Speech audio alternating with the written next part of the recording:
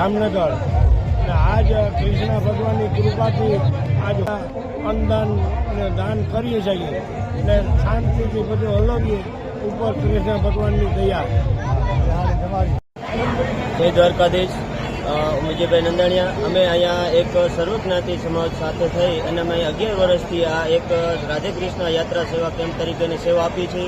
જે આપણે ફૂલડોલ ઉત્સવની અંદર દર વર્ષે જેમ લાખો યાત્રિકો દ્વારકા એક શ્રદ્ધા અને વિશ્વાસ સાથે જતા હોય ત્યારે અમે એક સેવાભાવી એક અમારી નાનકડો એવો એક કેમ્પ લગાવી અને જેમાં અમે જમવામાં રોટલી શાક અને ખીચડી ઘી અને લાડવા એવી અને ગરમ પાણી નાહવાની વ્યવસ્થા દર વર્ષે 11 વર્ષથી અમારા ગ્રુપ સાથે અમે અહીંયા કરીએ છીએ અને લાખો યાત્રિકો જતા હોય એમાંથી ઘણો પણ લાભ અમને આ સેવા કેમ્પની અંદરમાં સેવા કરવાનો મોકો મળે છે.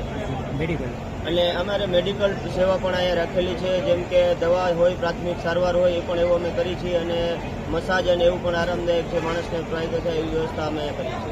વિજયભાઈ, આ તમને પ્રેરણા 11 વર્ષ પહેલા મળી તો કઈ રીતે મળી?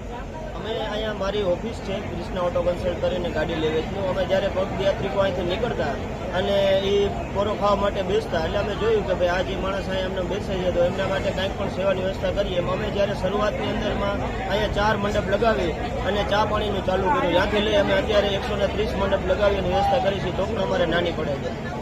મારું નામ જયંતિભાઈ સોરઠિયા, રિટાયર્ડ તાલુકા વિકાસ અધિકારી જોડિયા.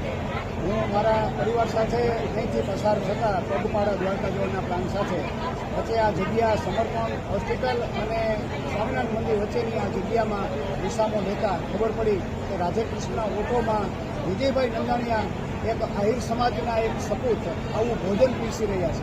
ત્યારે આ ટેન્ટની મુલાકાત આ કેમ્પસમાં આવતા જોયું કે બેસાડીને જમાડવામાં આવે છે અને કોઈ પણ વ્યક્તિને થાળી ઉપાડવાની નહીં, થાળી ધોવાની નહીં, આવું ભગીરથ કાર્ય જોઈને હું મારી પ્રસન્નતા વ્યક્ત કરું છું.